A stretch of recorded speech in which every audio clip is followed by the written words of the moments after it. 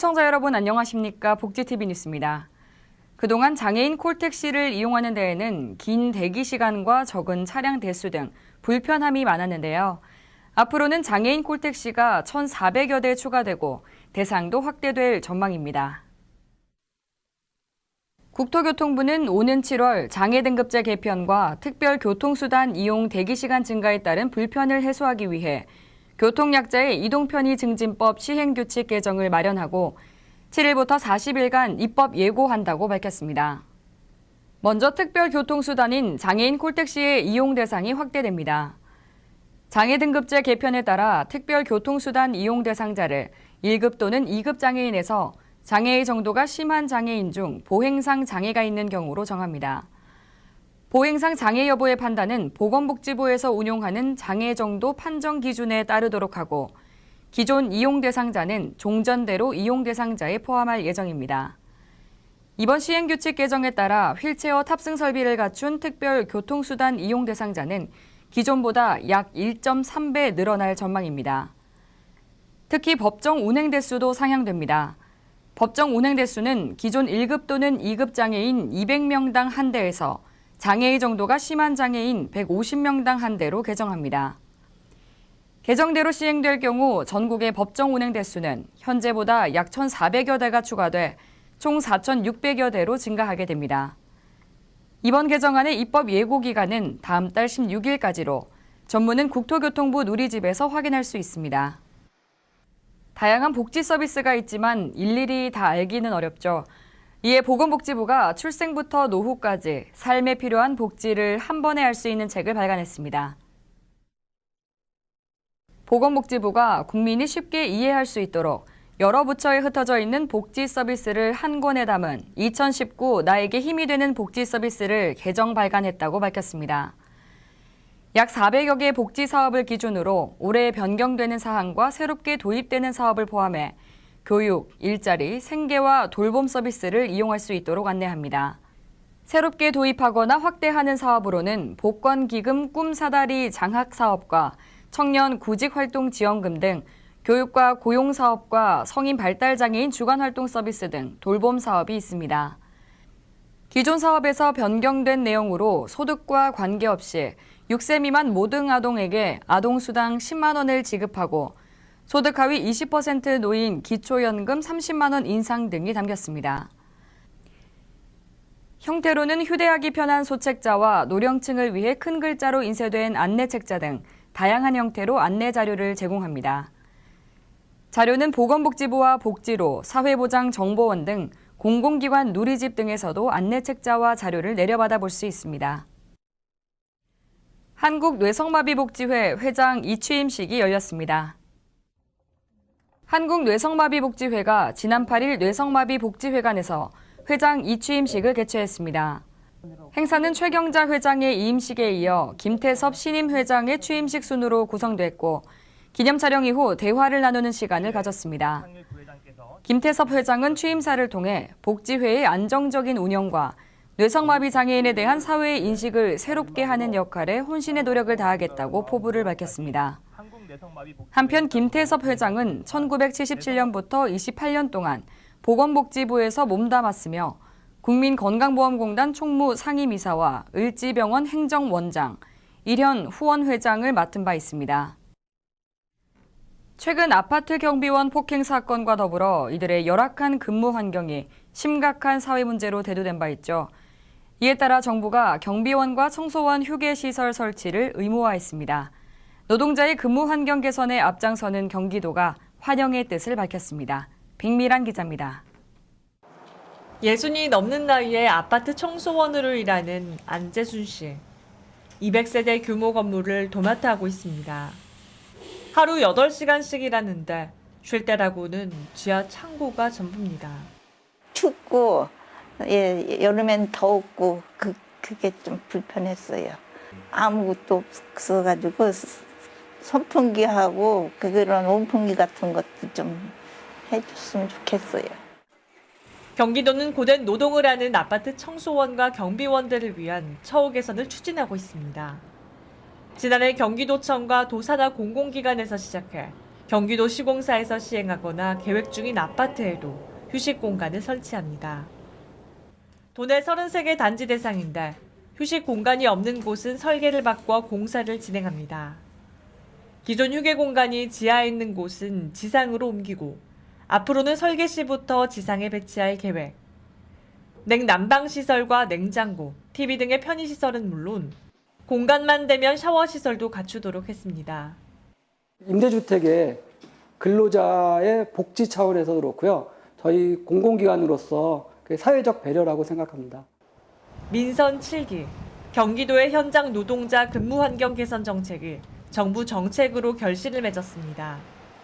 국토교통부가 주택 건설 기준을 개정해 아파트 건설 시 경비원과 청소원, 관리사무소 직원들이 쉴 수 있는 휴게시설 설치를 의무화하기로 했습니다. 복지TV 뉴스 백미란입니다. 따뜻한 봄 날씨를 맞아 가족과 연인, 친구와 함께 바깥 활동 즐기는 분들 많으실 텐데요.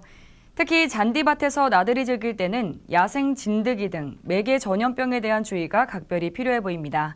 그 예방법은 무엇인지 최지희 기자가 알아봤습니다. 잔디밭에서 즐거운 시간을 보내는 시민들. 대부분 돗자리를 깔고 긴 옷을 입었습니다. 야생 진드기 때문입니다. 진드기가 좀 많은 것 같아서 담요랑 안 깔고 앉을 돗자리랑 긴 옷 같은 거 챙겨왔어요. 야생 진드기를 통해 옮는 중증 열성 혈소판 감소 증후군 SFTS의 봄, 여름철 환자는 2016년 62명에서 지난해에는 152명으로 3년간 145%가 늘었습니다. 고열과 구토를 동반하는 데다 사망률이 20%에 달하는 만큼 주의가 필요합니다.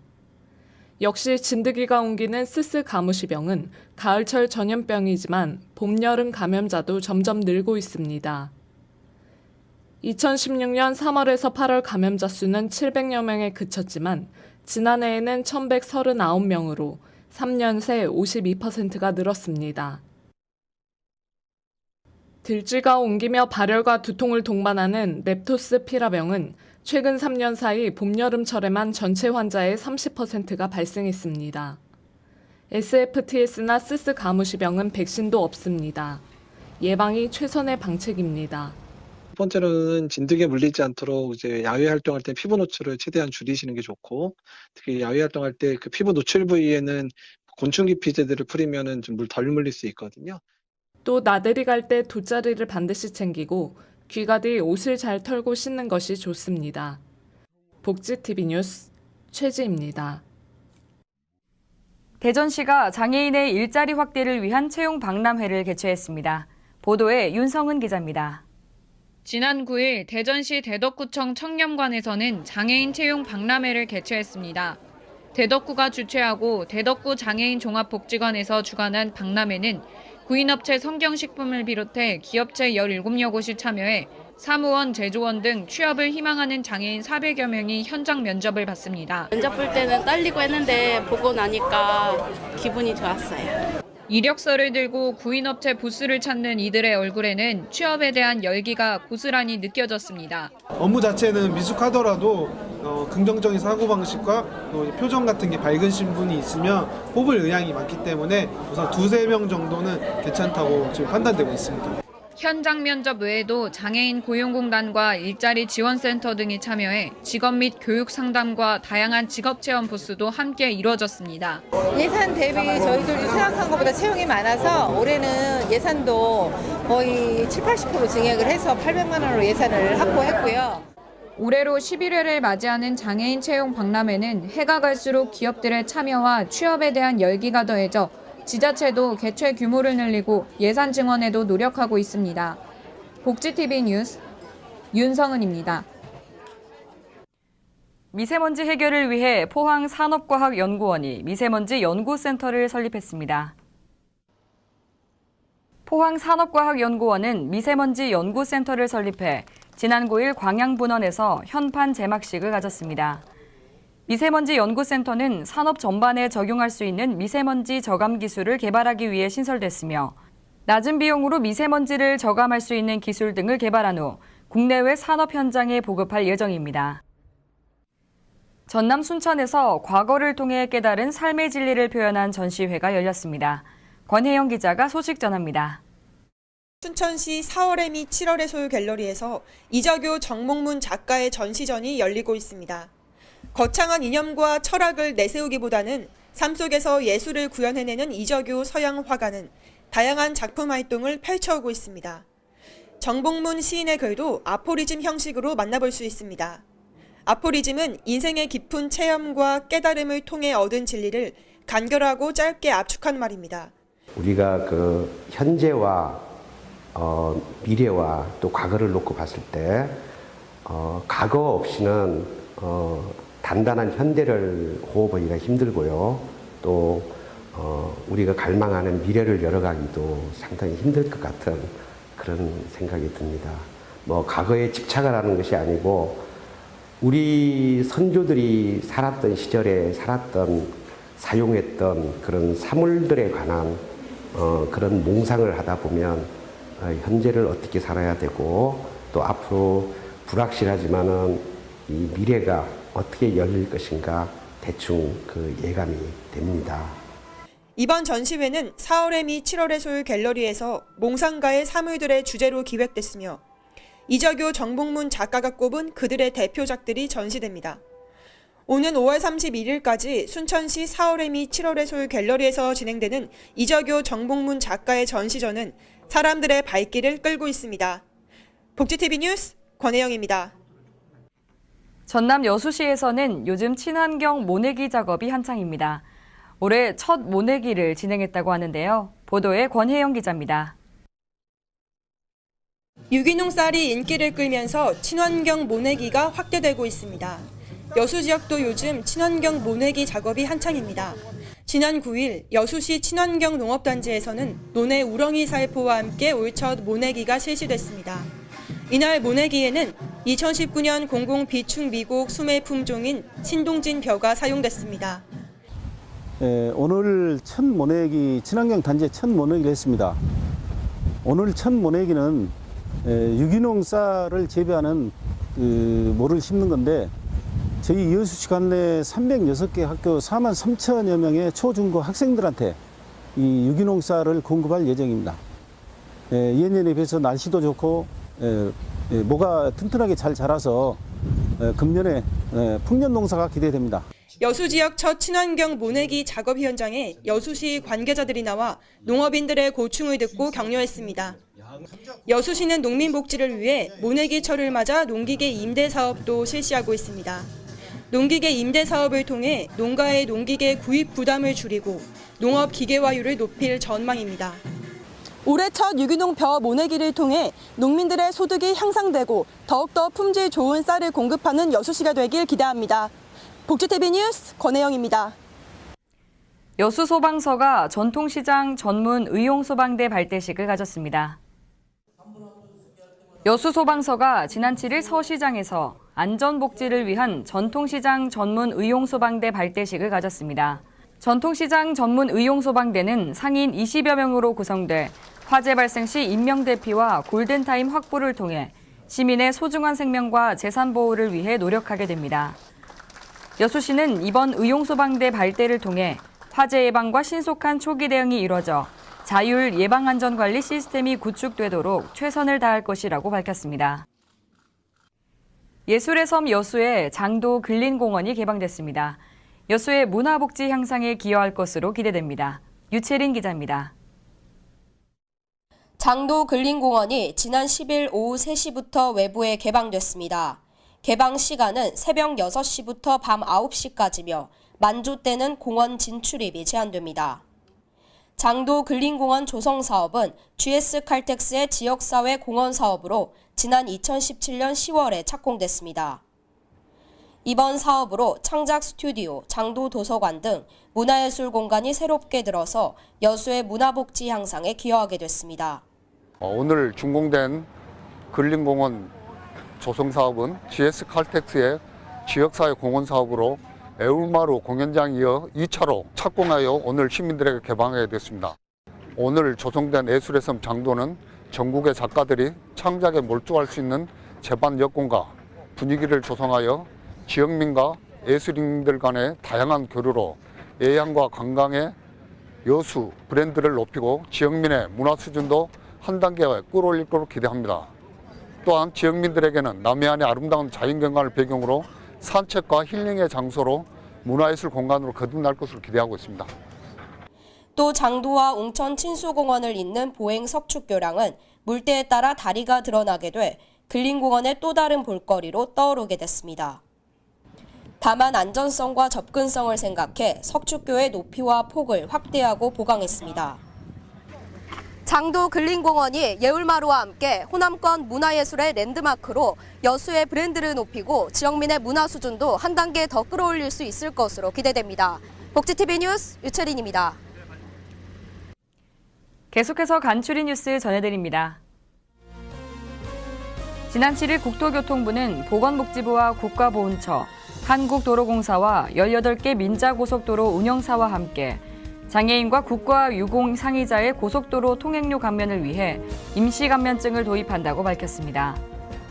그동안 고속도로 통행료 감면 대상자가 통합복지카드를 분실하거나 훼손했을 때 대체 증명수단이 없어 통합복지카드를 재발급하는 기간 동안 통행료 감면이 어려웠지만 앞으로는 임시감면증으로 통행료를 감면받을 수 있게 됩니다. 장애인은 거주지 주민센터, 국가유공상의자 등은 관할 보훈청에 직접 방문하면 임시감면증을 발급받을 수 있고 신청 즉시 발급됩니다. 임시감면증 발급일로부터 한 달간 사용이 가능하며 재발급된 통합복지카드를 수령하면 사용이 중단됩니다. 고속도로 통행료 감면 대상자 본인 확인을 위해 하이패스 차로에서는 사용이 불가하고 고속도로 일반 차로에서만 이용이 가능합니다. 국가인권위원회는 대학 내 성소수자 관련 강연회와 대관을 불허한 대학을 상대로 징계 처분 취소 등을 권고했지만 해당 대학은 불수용 입장이라고 지난 7일 밝혔습니다. 인권위는 지난해 11월 12일 건학 이념 등을 이유로 대학 내 성소수자 관련 강연회와 대관을 불허한 진정사건에 대해 집회의 자유침해와 차별 행위로 판단하고 해당 대학의 징계 처분 취소 등을 권고했는데요. A대학과 B대학은 건학 이념에 기초해 불허 입장을 밝혔습니다.